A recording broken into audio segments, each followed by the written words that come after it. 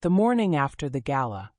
The morning sunlight streamed through the gauzy hotel curtains, but Vivi was already awake, curled on the couch in one of the hotel's plush robes, her phone buzzing with notifications.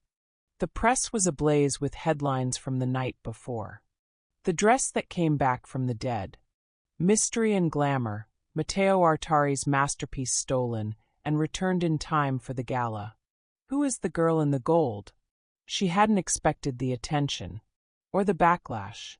Some speculated the whole thing had been staged for press. Others praised her resilience.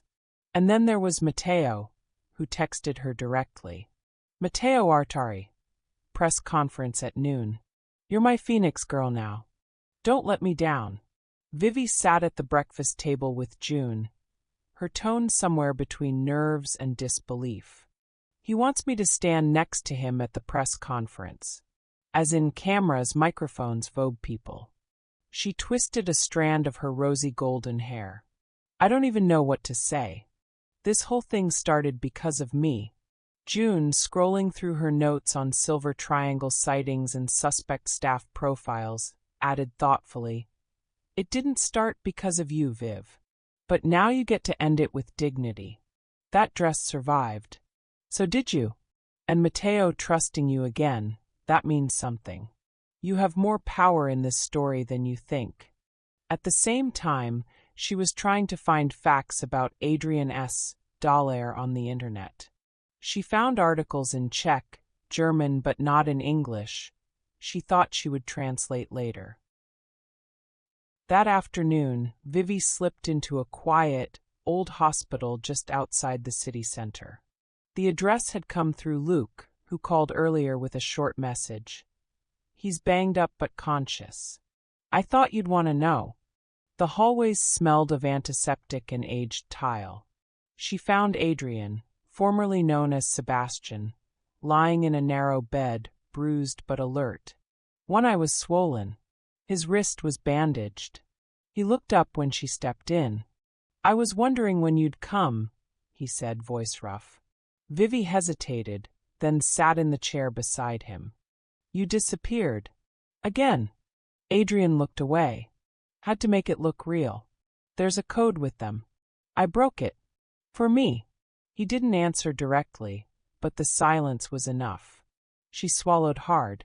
I'm going to be on stage tomorrow. With Matteo. In that dress.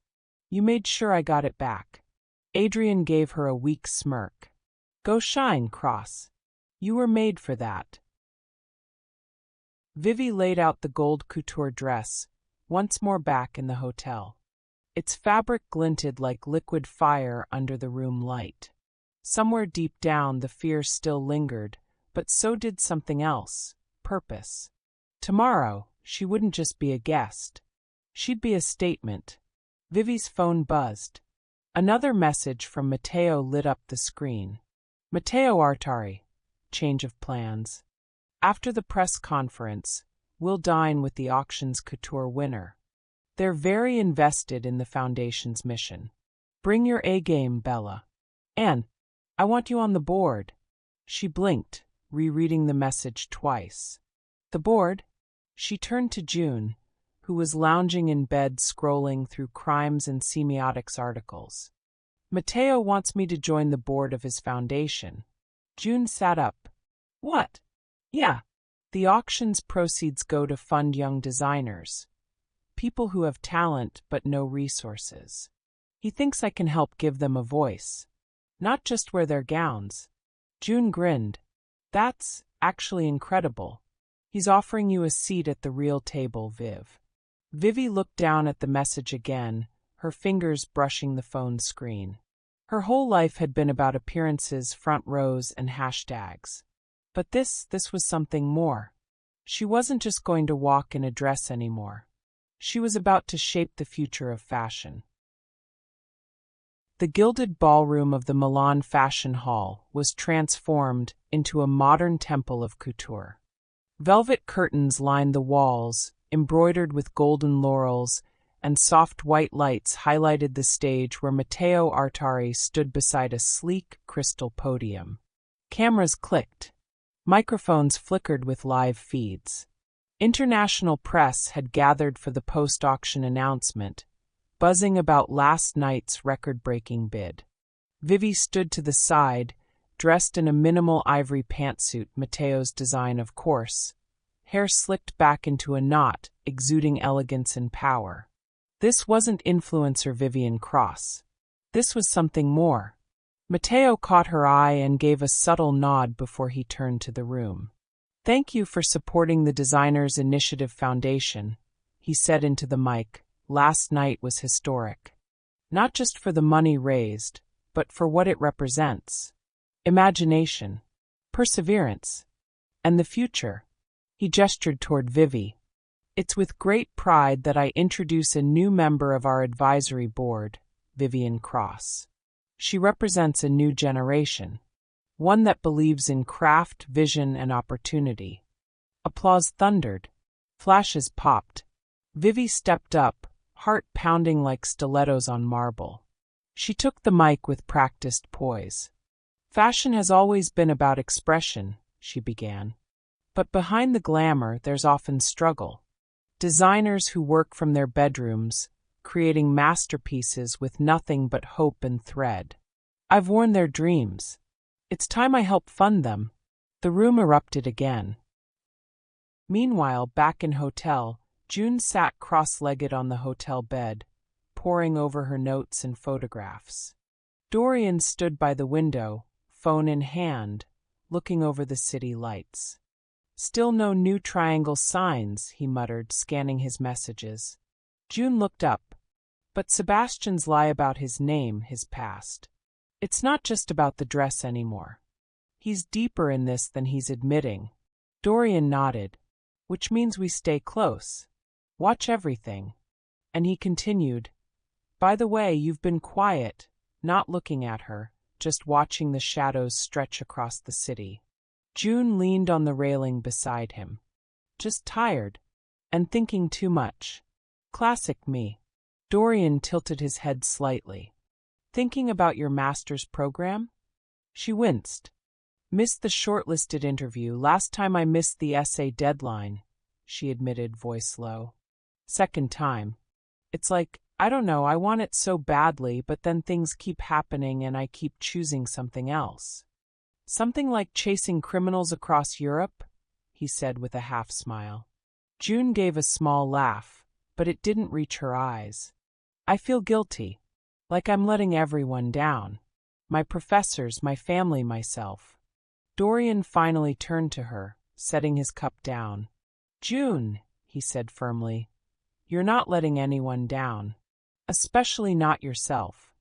She looked at him, searching his face. "You're in the field. You're observing, solving, keeping people safe. It's not the traditional path, but you're learning more out here than most would in a classroom. You have the instincts, the patience, the curiosity, and the fire. You're built for this." June swallowed hard, his words hitting deeper than she expected. "Maybe the degree can wait," he added. "The work won't. And neither will the people who need you in moments like this." There was a long pause before June nodded, more to herself than to him. "Thanks, Uncle Dorian," she whispered. "I needed to hear that." He offered a warm, rare smile. "You're already more of a detective than most I've trained. Now let's go prove it."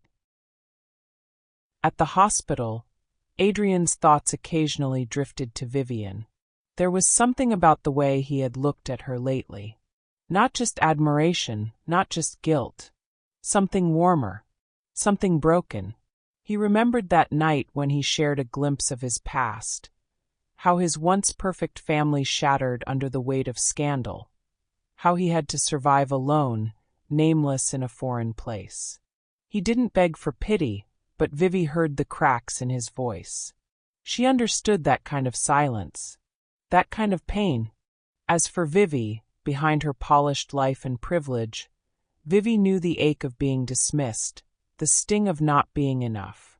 Her father's love had always felt like a contract with clauses, conditional, transactional. In Adrian, she saw someone who carried the same bruises, just hidden beneath designer tailoring and studied charm. She didn't say it out loud. She just stayed, made jokes, listened, gave him that rare thing no one ever seemed to give either of them, gentleness without strings. And Adrian noticed. It disarmed him more than he liked. But while Vivi found comfort in their shared scars, Adrian felt only danger. Later that night, Adrian stood alone on the balcony of his room, the city of Milan glittering beneath him like a sea of diamonds. A warm breeze brushed against his face, but his mind was somewhere else, trapped in the memory of Vivi's eyes when he told her the truth. Not the whole truth, of course, but enough. Enough to matter. He had told himself it was strategy, laying the groundwork to win her trust, to stay close. But as he replayed the moment, the way her expression softened with something like understanding, Adrian felt something unfamiliar creeping in. Regret? No, not regret. It was something messier, something dangerous. Why did I tell her that? There were 100 ways to gain her sympathy, 100 practiced lies he'd used in the past. But with Vivi, he hadn't fabricated anything. He had told her about his father, about the shame, about the spiral of isolation and desperation that led him to change his name, to disappear from the world that once knew him. It was the first time he'd spoken those words out loud, and to a stranger no less. "You're slipping," he muttered under his breath, eyes narrowing. "Get a grip." He was supposed to be in control, sharp, composed, untouchable. But around her something cracked open. She made it too easy to forget the mission, too easy to feel human. Adrian exhaled slowly, fingers drumming on the cold metal of the railing. Focus, he told himself, staring at his reflection later that night. This is not the time to feel things. She can never know the rest, he reminded himself. Not the plan, not the grudge, not the reason I'm here. The warmth she gave him, it wasn't real. It couldn't be. Not when the ghosts of his past were standing behind her, wearing names like Dorian Fox. Not when the plan was already in motion. He clenched his jaw, knuckles whitening on the sink's edge. He had spent a decade getting here. He couldn't let one girl, no matter how kind, how luminous, shatter the one thing that kept him going. She wouldn't understand. And if she did, she'd never forgive me. And yet, deep down, he couldn't shake the echo of her voice or the warmth in her gaze when she told him she understood what it felt like to be unwanted. That was the danger. That's what scared him the most. Because for the first time in years, Adrian wasn't entirely sure which part of the story was the performance, and which part was becoming real.